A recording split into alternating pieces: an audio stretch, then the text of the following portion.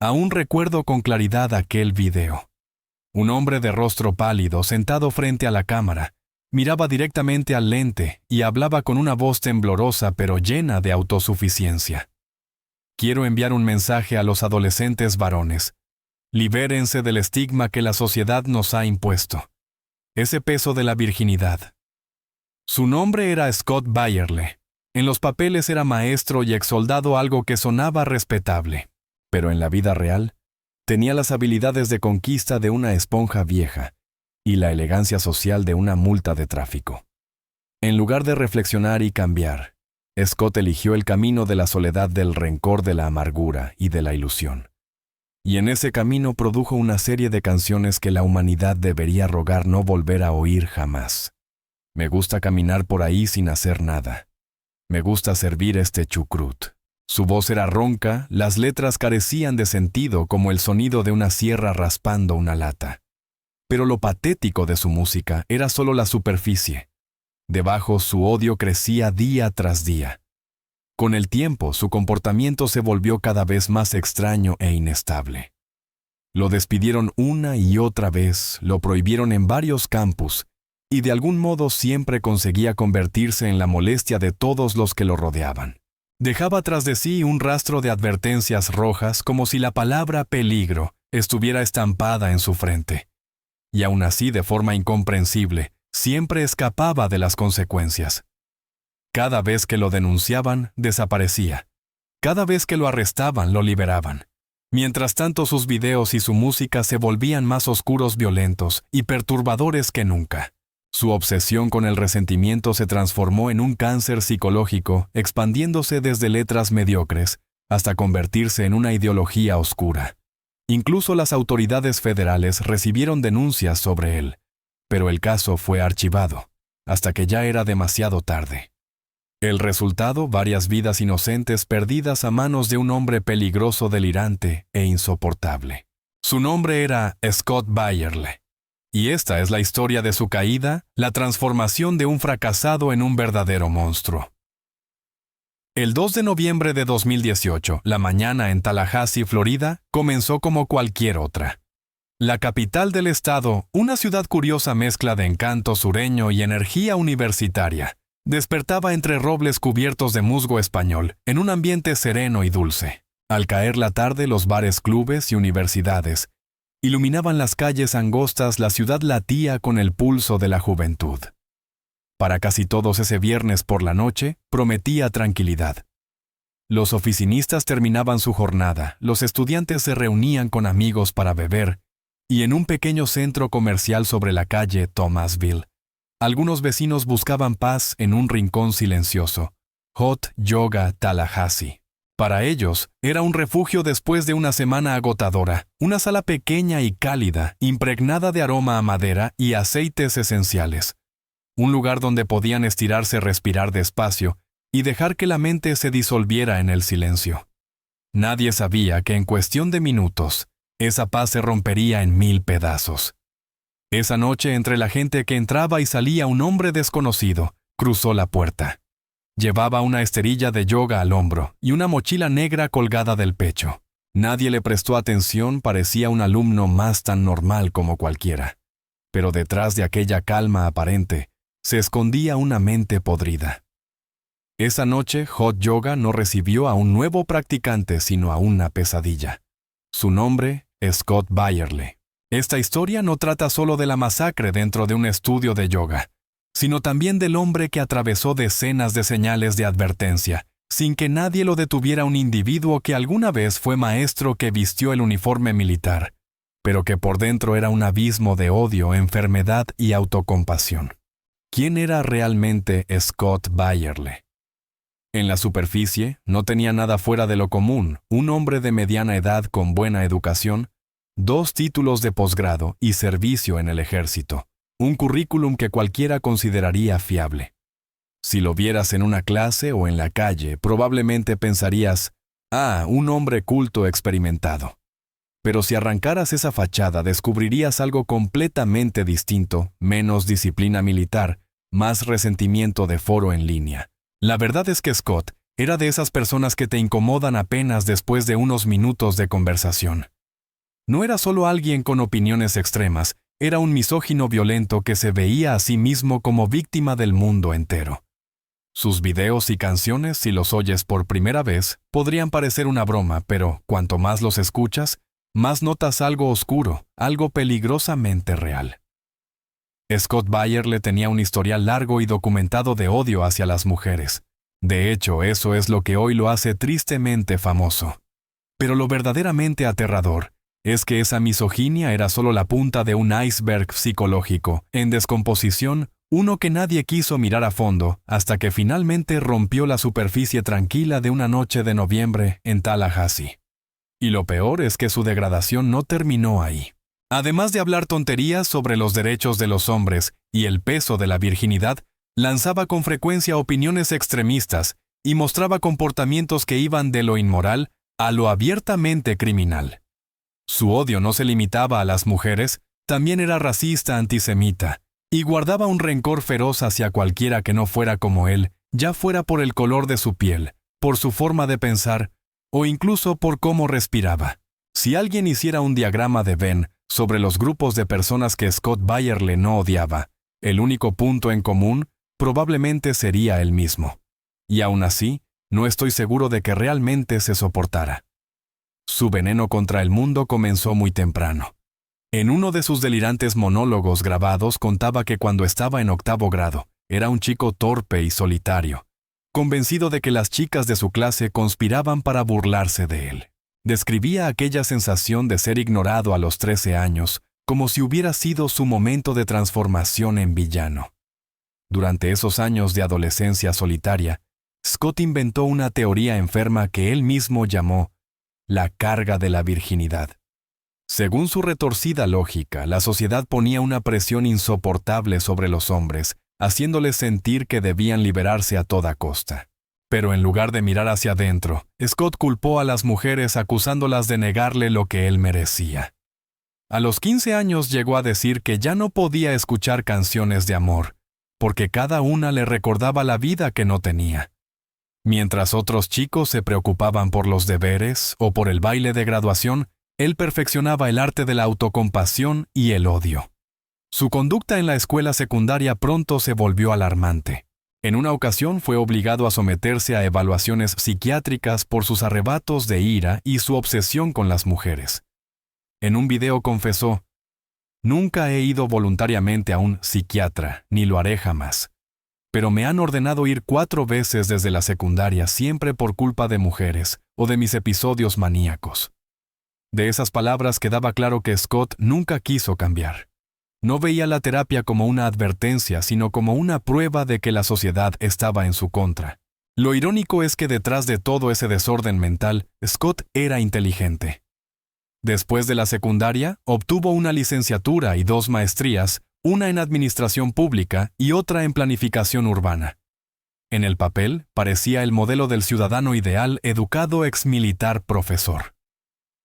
Un hombre así, con un poco de autocrítica y respeto por los demás, podría haber tenido una carrera estable, un hogar y una esposa. Pero eso nunca ocurrió. Scott no maduró, no se volvió más sabio ni más amable. Todo lo contrario, se volvió más extraño, más iracundo y mucho más insoportable.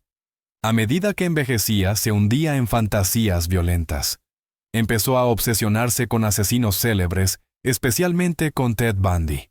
Escribió sobre su peregrinación sagrada a los lugares vinculados al asesino, desde la pensión donde vivió hasta la casa de la hermandad, donde Bundy mató a 2 mujeres en 1978, el mismo año en que nació Scott.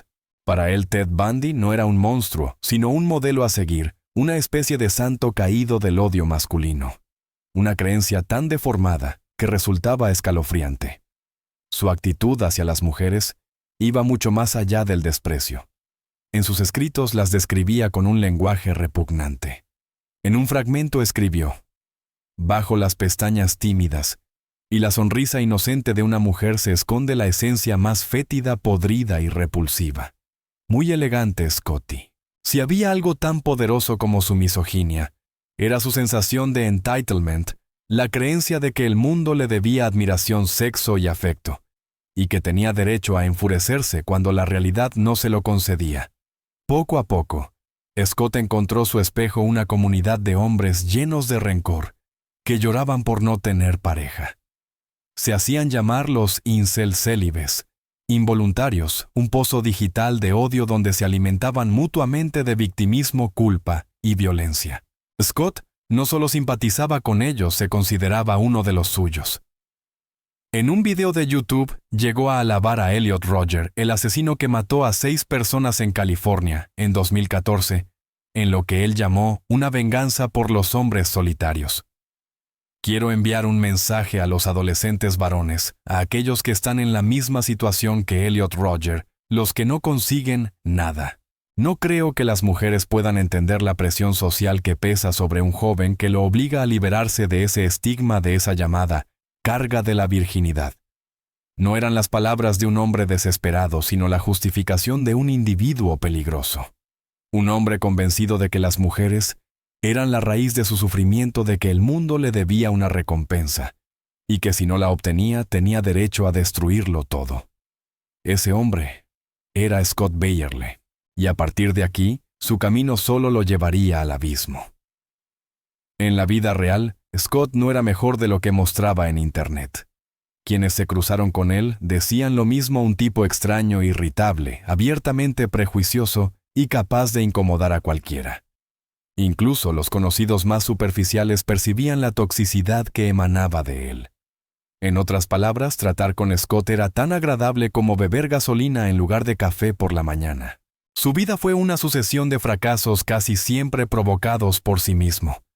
No hubo mala suerte ni destino trágico, solo un hombre incapaz de existir en sociedad, sin generar caos. Tras graduarse, consiguió trabajo como profesor de inglés en Mid High School en el condado de Arundel, Maryland. Pero menos de un año después, los problemas regresaron. Una estudiante denunció que él le había tocado el brazo, le sugirió usar blusas más escotadas, y por increíble que parezca, le preguntó si quería posar para Playboy. La policía abrió una investigación, pero como siempre, por falta de pruebas, el caso se cerró. No hubo cargos ni juicio. Y así Scott volvió a salirse con la suya. Sin embargo, aunque evitó la cárcel, su carrera quedó arruinada. Poco después del incidente ya no trabajaba en la escuela. Nadie supo si fue despedido o si se le permitió renunciar voluntariamente para salvar las apariencias. Lo único claro era que el patrón estaba establecido: un adulto con poder que cruzaba los límites con mujeres jóvenes, y luego se marchaba sin pagar las consecuencias.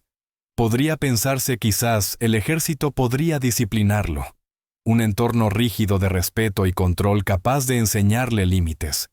Pero no. En 2008, Scott ingresó al ejército de Estados Unidos y se graduó en la escuela de candidatos a oficial con el rango de teniente segundo. En papel parecía un nuevo comienzo prometedor. Al menos lo mantenía alejado de las adolescentes. Pero como siempre, su verdadera naturaleza no tardó en aparecer. En solo 2 años fue investigado por conducta inapropiada con mujeres bajo su mando.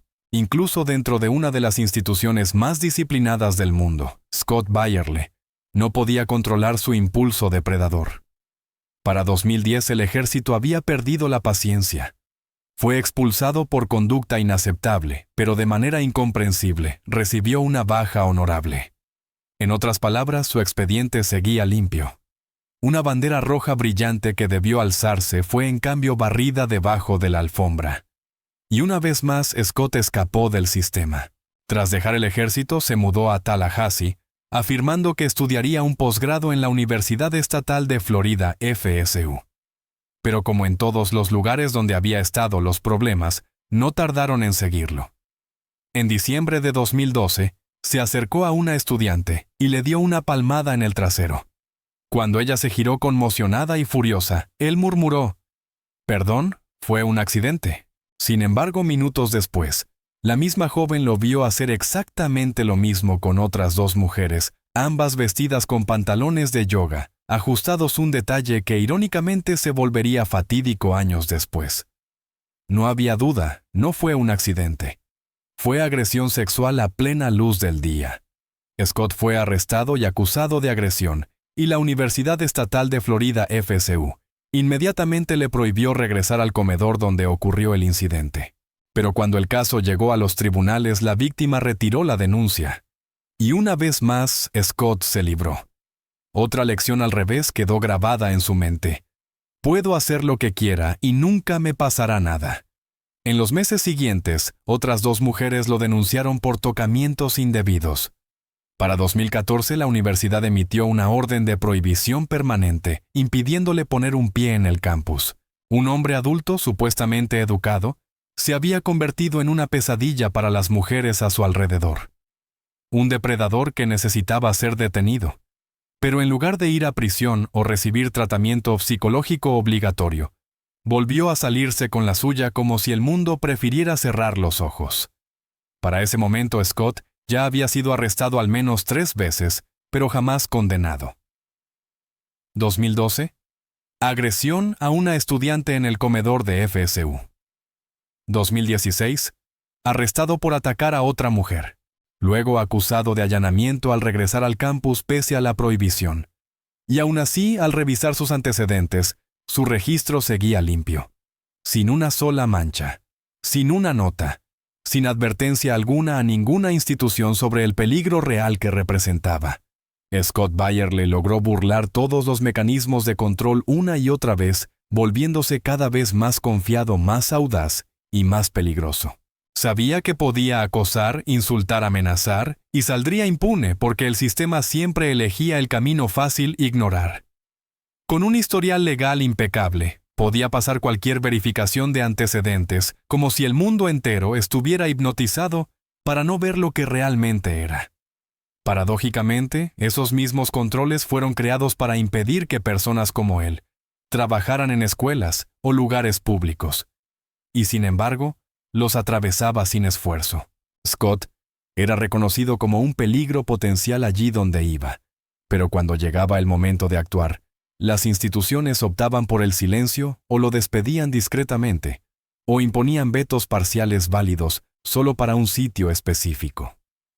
Lo más alarmante era que no solo se coló entre las grietas del sistema, cometió delitos reales dentro de instalaciones militares y universitarias, lugares que en teoría deberían ser los más estrictos.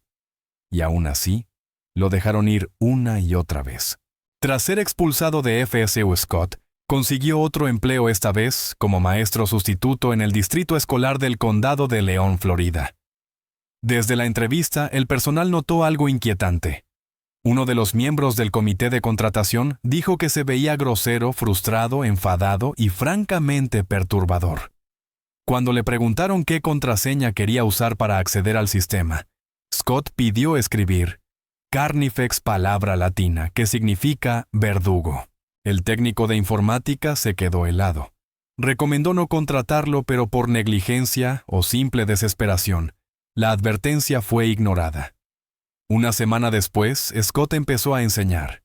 En solo unos meses volvió a causar problemas. Esta vez no por agresión, sino por ver pornografía en clase frente a estudiantes de secundaria. Peor aún, accidentalmente proyectó las imágenes en la pantalla del aula. Los alumnos se quedaron petrificados, mirando incrédulos cómo su profesor se entretenía durante la clase.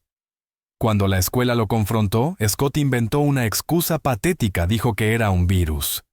Pero al revisar su historial de navegación, la mentira se desmoronó al instante. Fue despedido de inmediato. Y sin embargo, gracias a su expediente penal inmaculado, volvió a encontrar empleo otra vez como maestro sustituto en otra escuela de Florida. ¿Adivinas el resultado? 2 semanas después, lo despidieron de nuevo, esta vez tras quejas de padres por su comportamiento inquietante. Para mayo de 2018, Scott fue contratado como profesor sustituto en la escuela secundaria Galaxy, también en Florida. Y allí finalmente tocó fondo. Un día durante una clase se acercó a una alumna y le preguntó con un tono entre broma y verdad, ¿eres cosquillosa? Antes de que la chica pudiera reaccionar, le pasó la mano por la piel justo debajo del borde del sujetador. Ella gritó, retrocedió aterrada. El personal de la escuela intervino de inmediato y lo sacó del aula. Cuando se le pidió quedarse para hablar con la policía, Scott Huyó corriendo a través del estacionamiento para intentar escapar. Un agente de seguridad tuvo que perseguirlo y detenerlo justo antes de que alcanzara la salida. Pero esta vez, finalmente, la justicia actuó al menos en el plano administrativo. Scott fue despedido oficialmente y vetado de por vida en todo el sistema escolar del condado de Volusia. En teoría, su carrera como educador había terminado. A mediados de 2018, Scott Byerle ya había sido expulsado, despedido o prohibido en 5 instituciones importantes: las escuelas de Maryland, el Ejército de los Estados Unidos, la Universidad Estatal de Florida, el Distrito Escolar del Condado de León y el Distrito Escolar del Condado de Volusia. En todos los casos, las razones fueron las mismas: acoso, agresión o conducta amenazante hacia mujeres. Y en todos salió libre. Sin prisión, sin sanciones, sin antecedentes. Era un hombre de 39 años, solo desempleado, rechazado por la sociedad, y aún convencido de que el mundo lo había traicionado. En el verano de 2018 su vida tocó fondo. Vivía en una habitación alquilada y miserable, con su cuenta bancaria casi vacía, evitando las miradas de los vecinos que solo deseaban que desapareciera. En una canción que él mismo compuso titulada Mi vida glamurosa, se burlaba de su propia existencia usando el sarcasmo como escudo contra su amargura. Pero en lugar de verlo como una llamada de atención, Scott lo interpretó como prueba de su victimización, convencido de que el mundo le debía una disculpa. Cazo ratas en mi patio es mi safari. Mi lente de 70 milímetros, mi Ferrari soñado. No voy de vacaciones a esquiar, trabajo en una gasolinera. En mis días libres robo las luces de Navidad de mis vecinos. Cantaba con voz ronca y jactanciosa como si se revolcara en su propio desprecio. Para cualquiera habría sido la señal definitiva para reflexionar. Pero para Scott, era la confirmación de que él tenía razón y el mundo estaba equivocado. En su mente, todas las mujeres, todas las personas que lo habían rechazado, despedido o denunciado, formaban parte de una gran conspiración en su contra. Y cuando su mente fue devorada por la ilusión y el odio, Scott Byerle comenzó a transformarse en lo que siempre había glorificado en la oscuridad: un hombre dispuesto a hacer que el mundo lo notara con sangre. Si lo que hacía en la vida real ya causaba escalofríos, su universo digital era aún más oscuro. Cuando el mundo físico se le volvió estrecho, se refugió en Internet, donde encontró exactamente lo que buscaba: un eco de odio, un pozo sin fondo, donde cada grito suyo era respondido con aplausos de otros como él. Eligió Reddit y luego la comunidad Incel, donde hombres resentidos se reunían para culpar a las mujeres de su soledad. Allí Scott no solo participó, hizo de ese lugar su hogar. Bajo el alias Carnifex, el mismo que había querido usar como contraseña en su trabajo y que en latín significa verdugo, inundó Internet con su contenido enfermizo. YouTube, Reddit, blogs personales. En cada rincón donde podía publicar, allí estaba él. Hablaba, cantaba y predicaba odio como un fanático fuera de sí. Y quienes tenían la mala suerte de escucharlo solo podían pensar una cosa: aquella mente estaba completamente podrida. Y entonces vino la música. Dicho sin rodeos, lo que él llamaba canciones era basura mental en estado puro. Los títulos lo decían todo. No soy el tipo de nadie. Un puñado de traseros desnudos. No salgo con gordas gratis. ¿Quién dejó salir a las...? Una mezcla grotesca de vulgaridad y desesperación donde volcaba todo su odio hacia las mujeres, en versos toscos y violentos. Al diablo con la chica que no puedo llevar a la cama. Al diablo con los buenos tiempos que no puedo recuperar. Al diablo con mi vida, no puedo enderezar el camino. Si crees que eso era poesía mala, tienes razón. Y si crees que era prueba de una mente enferma, tienes aún más razón. Su voz era desafinada, su ritmo torpe, y la única emoción que transmitía era una mezcla de amargura y deseo podrido. En realidad, llamarlo música sería un cumplido demasiado generoso. Si alguien pusiera una de sus canciones en un karaoke, la gente se marcharía antes de que terminara el primer verso. Pero lo más repugnante no estaba en el sonido, sino en las letras. En una canción llamada Encerrada en mi sótano, contaba cómo drogaba a una mujer, la encerraba en el sótano y le hacía cosas indescriptibles. Ahora estás encerrada en mi sótano. Nunca dirás una palabra. Cuando grites de terror nadie podrá oírte. Un día aprenderás a amarme. Pero incluso entonces, no puedo dejarte libre. Solo escucharla pone la piel de gallina. Y antes de que esa sensación desapareciera, lanzó otra canción a medio camino entre la locura y la ridiculez, como si ya no pudiera distinguir entre la broma y el instinto depredador. Agítalo con la brisa. Agítalo por todas partes. Agítalo en el aire. Agítalo en el cielo. Más vale que te cuides, voy a agitártelo en el ojo. Si uno no lo supiera, podría pensar que era una broma de un borracho. Pero no era la voz real de alguien que se hundía cada vez más en la oscuridad. Ya fuera a través de la música o de los videos, solo un tema dominaba su mente: el odio hacia las mujeres. En 2014, mientras vivía en Tallahassee, Scott grabó una serie de monólogos y los subió a YouTube con títulos como La desgracia del varón adolescente. En ellos se comparaba con Elliot Rodger, el asesino que mató a 6 personas en California porque no podía conseguir mujeres. Scott lo veía como un héroe. Quiero enviar un mensaje a los jóvenes como Elliot Rodger, a los que no consiguen nada. No creo que las mujeres puedan entender la presión social que se impone a los hombres, obligándolos a liberarse de ese estigma, de esa carga llamada virginidad. Su voz temblaba, pero su mirada era firme, la mirada de alguien que cree en su propio delirio. En otro video titulado El renacimiento de mi misoginia, Scott relató una historia de amor distorsionada que terminaba en resentimiento hacia todas las mujeres. Había 2 chicas con las que trabajaba. Le pedí el número a una de ellas y me lo dio. La llamé varias veces, nadie contestó. Sabía dónde trabajaba en el Boys Club, así que pasé a saludar. Dejé un mensaje que le dijeran qué había pasado. Días después la policía me llamó. Me pregunté, ¿por qué? ¿Qué hice mal? Solo quería conocerla, pero ellas actuaron como si yo fuera un criminal. Su voz mezclaba rabia y desprecio, como si él fuera la verdadera víctima de una traición colectiva femenina. Para Scott, cualquier mujer que lo rechazara merecía ser castigada. Esto ya no eran simples rabietas. Era la formación de una ideología extrema y peligrosa, donde sexo, odio y violencia se mezclaban en una nueva fe, y Scott Byerle se veía a sí mismo como su profeta. En los siguientes videos, Scott mostró su rostro más oscuro, sin máscaras, sin insinuaciones. El hombre que antes gritaba solo ahora predicaba su veneno con orgullo. En uno de ellos contó cómo la policía lo había llamado, manteniendo su tono arrogante y desagradable. ¿Qué pasa con estas chicas? ¿Por qué se preocupan por mí? He hecho algo malo. Solo intento hablar con ellas. Dijeron que no quieren presentar cargos. ¿De verdad? Bueno, gracias. Pero puedo demandarlas por evitarme. Y al decirlo esbozó una sonrisa torcida, la sonrisa enferma de alguien que ya no distinguía entre el resentimiento y el mal.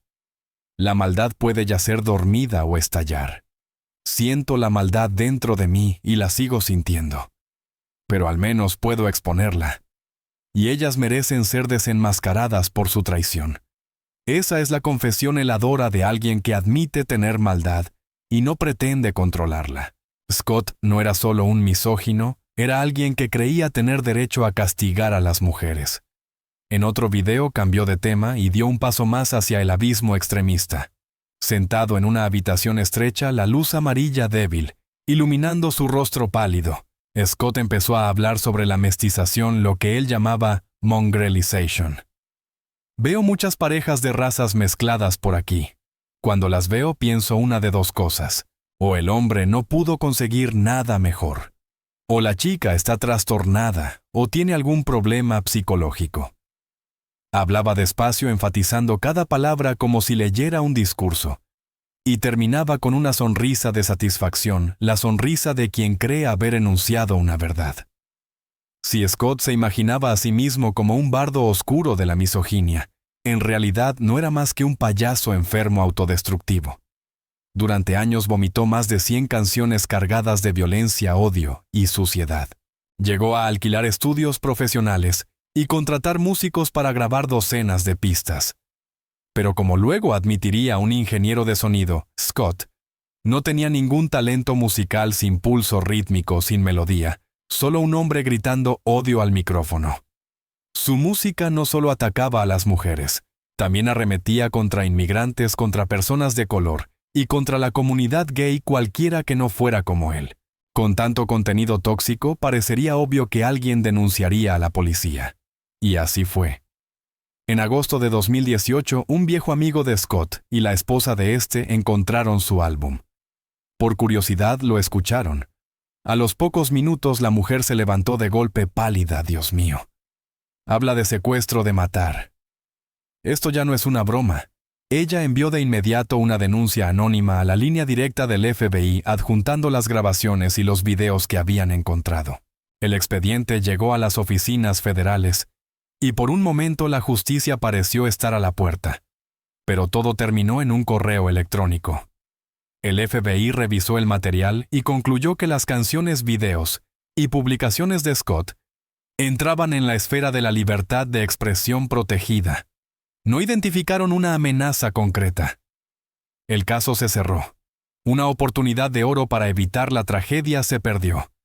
Mirando atrás da escalofríos pensar lo cerca que estuvieron. Si alguien hubiera conectado las señales, las letras, los diarios, los episodios de acoso, el panorama habría quedado tan claro como el día Scott Byerly se estaba preparando para convertirse en un tirador en masa. Cantaba sobre ello con títulos como «Mis balas te alcanzarán». Lo escribió en diarios y blogs, y lo dijo en videos de YouTube donde describía la violencia como una liberación. Durante 4 años, Scott documentó sus fracasos, las mujeres no lo amaban, los trabajos no lo retenían, la sociedad no lo aceptaba, y llegó a una conclusión fatalmente equivocada. Si el mundo no me necesita, haré que recuerde mi nombre. Lo que enfurece es que todos esos videos, canciones y escritos no eran simples desahogos, eran propaganda de violencia, llamamientos encubiertos al asesinato presentados como arte personal. Y no los ocultaba, no eran anónimos, no estaban en clave, no eran insinuaciones. Los publicó en abierto gritando su veneno al mundo. Y aún así, nadie hizo lo suficiente. 5 veces despedido, 3 arrestos, decenas de denuncias. Todo fue etiquetado bajo el paraguas de la libertad de expresión. Un sistema judicial lo había confundido con un excéntrico inofensivo, cuando en realidad se estaba entrenando para una masacre. A mediados del verano de 2018, Scott Byerly ya no tenía nada excepto odio. Sin trabajo, sin familia, sin amigos, solo un cerebro lleno de delirios y sangre. Y en la oscuridad de su habitación alquilada comenzó a planificar. El 23 de julio de 2018, bajo el calor sofocante del condado de Orange, Florida, un hombre entró silenciosamente en una tienda de películas pornográficas junto a la autopista. El vidrio reflejaba su rostro pálido, rígido y vacío como una máscara de cera. El dependiente no sabía que estaba sirviendo al futuro autor de una masacre. Scott Byerly compró una pistola Glock 17, pagó en efectivo, firmó, y se marchó sin decir palabra. Y como su historial judicial estaba completamente limpio, la verificación de antecedentes duró apenas unos minutos. Nada lo detuvo. En las semanas siguientes, Scott empezó a comprar munición, cargadores y equipo de tiro. Pero lo más perturbador fue la calma con la que planificaba, con la frialdad de alguien que organiza su propio funeral. Eligió su objetivo un estudio de yoga, un lugar que en su mente representaba todo lo que más odiaba: mujeres libres, seguras de sí mismas que no lo necesitaban. Tal vez nunca entendió que si realmente quería ser aceptado, bastaba con unirse a una clase. Pero Scott Byerly no quería sanar, quería castigar. Durante agosto y septiembre de 2018, comenzó a investigar meticulosamente el estudio Hot Yoga. Tallahassee buscó la dirección, llamó varias veces, fingiendo ser cliente para preguntar por los horarios, y anotó los momentos de mayor asistencia. Cada llamada tenía un único propósito: encontrar el instante en que hubiera más gente. Una sala cerrada llena de mujeres sin posibilidad de escapar. En octubre marcó una fecha en su calendario: 2 de noviembre de 2018, a las 5:30 p.m. y al igual que su ídolo Elliot Roger Scott, quería dejar un legado, una canción. El mismo día que eligió para atacar, publicó en Internet un tema titulado Femal, junto con un nuevo álbum plagado de odio y referencias a la violencia. Las letras escuchadas con atención eran una confesión antes del crimen. Cuando todo lo que escucho es un no, cuando todo lo que siento es frustración creciente, ruido de guitarra distorsionada, que se jodan todos, que se jodan todos. Todo el álbum era un manifiesto asesino disfrazado y nadie lo notó, o nadie quiso verlo. La tarde del 2 de noviembre de 2018, Scott salió de su habitación en Deltona y condujo casi 400 kilómetros al norte hacia Tallahassee. En el coche llevaba una Glock 17, 3 cargadores adicionales, una esterilla de yoga y un par de tapones para los oídos. No para el ruido del viaje, sino para amortiguar el sonido de sus propios disparos. A las 5:30 p.m., mientras el cielo de Tallahassee se teñía de naranja, Scott aparcó frente al centro comercial, se echó la mochila negra al hombro y entró en Hot Yoga Tallahassee como un cliente cualquiera. Sonrió a la recepcionista, pagó una sesión, extendió su esterilla y se sentó en el centro de la sala. Antes de que la clase comenzara, se volvió hacia una empleada y dijo con voz suave: «Espero que hoy la clase esté más llena». Una frase que sonaba inocente, pero escondía la expectativa de un depredador. Cuando todos empezaron a calentar y la respiración se hizo tranquila, Scott se puso de pie, sacó su arma y disparó el primer tiro. Los gritos llenaron la sala mezclándose con el sonido de botellas de agua y esterillas de yoga, que se rompían con los rebotes metálicos de las balas contra las paredes. En cuestión de minutos, 2 personas estaban muertas y 5 más heridas. Si nadie hubiera reaccionado, la cifra habría sido mucho mayor. Pero en medio del caos, un hombre dentro de la clase tomó una escoba y una aspiradora y se lanzó contra Scott golpeándolo para crear una oportunidad de escape. Sorprendido por el ataque, Scott retrocedió comprendiendo que había perdido el control de la situación. Y en el último instante de su batalla autoimpuesta, Scott Bayerle levantó el arma y se quitó la vida. La noticia estalló esa misma noche. En las pantallas apareció su rostro, un hombre de 40 años con la mirada vacía y una media sonrisa rígida como de muerte. El reportero anunció: el atacante en el estudio de yoga de Tallahassee ha sido identificado como Scott Bayerle, de 40 años, residente de Deltona. Se hizo pasar por alumno, participó en la clase y de repente abrió fuego matando a 2 personas e hiriendo a 5 antes de suicidarse. La policía registró su casa en Deltona en busca de pistas. Los vecinos contaron que vivía solo, apenas hablaba y mantenía una frialdad inquietante. Era muy callado, nunca sonreía. Parecía alguien que no tenía nada más que soledad. Otra vecina agregó: «Mi hija se lo cruzó en el trabajo. Él la miró fijamente. La asustó». Todos decíamos que tenía una vibra muy rara. La conclusión inicial de la investigación fue clara. Scott no conocía a nadie en la clase, no tenía vínculos con las víctimas. Eligió ese lugar solo porque estaba lleno de mujeres. Fue una cacería humana planeada durante meses, terminada con la última bala dirigida hacia sí mismo. Cuando sonaron los disparos en aquel estudio de yoga, 5 personas resultaron heridas y 2 murieron. Las cifras ya eran trágicas, pero lo más aterrador es que sin el valor de alguien, la matanza habría sido mucho mayor. En medio del pánico, un hombre anónimo se abalanzó sobre Scott Bayerle, armado solo con una escoba y una aspiradora.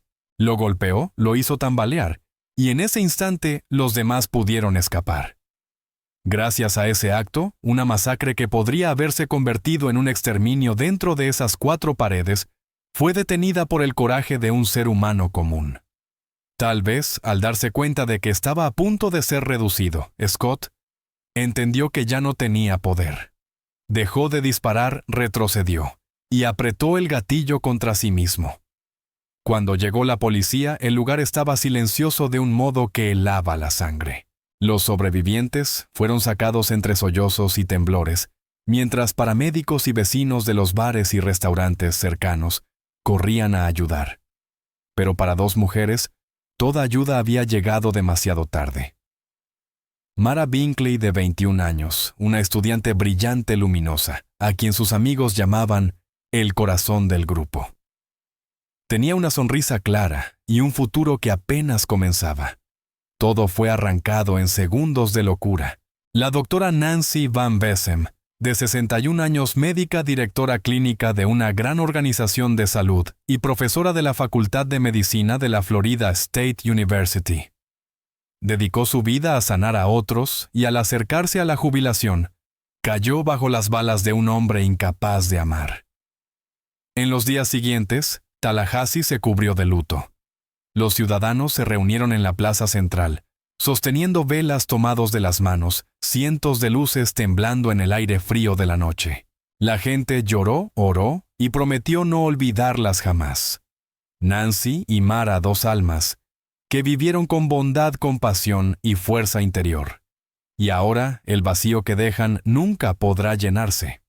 Meses después del tiroteo, el Centro Nacional de Evaluación de Amenazas National Threat Assessment Center, perteneciente al Servicio Secreto de Estados Unidos, abrió una investigación exhaustiva sobre el caso de Scott Byerly, con un objetivo: descubrir qué señales se habían pasado por alto. Los resultados dejaron al país atónito y furioso. El informe reveló que Scott tenía un historial largo, público y extremista de odio hacia las mujeres.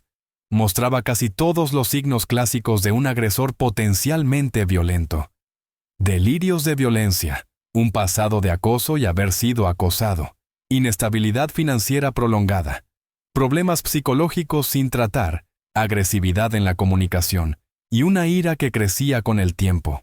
En otras palabras, si la sociedad tuviera una lista de verificación de riesgo de masacre, Scott Byerly habría marcado todas las casillas. Y lo más doloroso es que todas esas señales fueron ignoradas. El informe concluyó con claridad: las agencias comunitarias y de aplicación de la ley, incluido el FBI, no hicieron lo suficiente para detener a Scott Byerly antes de que actuara. Una conclusión que consuela y duele a la vez, consuela, porque al fin la verdad fue reconocida. Duele porque si solo una de aquellas advertencias hubiera sido escuchada, Nancy y Mara quizás seguirían vivas. Pero al menos después de la tragedia, el mundo empezó a escuchar.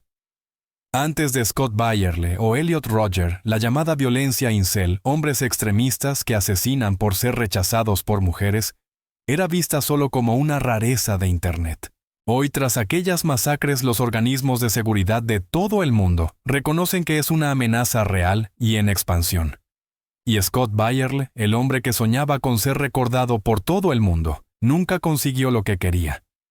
No fue celebrado ni se convirtió en símbolo. Solo quedó como un cobarde, un necio, y el autor de la música más miserable que jamás existió.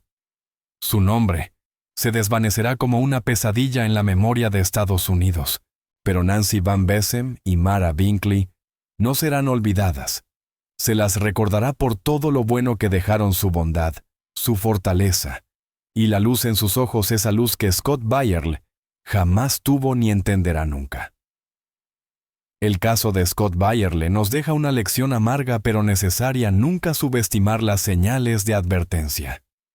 Cuando alguien comete un delito, debe enfrentarse a las consecuencias con firmeza, porque la indulgencia no salva a nadie, solo alimenta al monstruo. Y quizá lo más irónico de todo es que Scott podría haber evitado toda esta tragedia si hubiera hecho una sola cosa: en lugar de disparar dentro de un estudio de yoga, haber entrado allí como un alumno. Podría haber conocido a alguien, conversar, sonreír, tal vez incluso encontrar el amor, pero no eligió la luz, eligió la oscuridad. Y si hay un mensaje que debemos recordar es este: si algún día escuchas música tan horrible como la de Scott Byerly, llama al FBI de inmediato.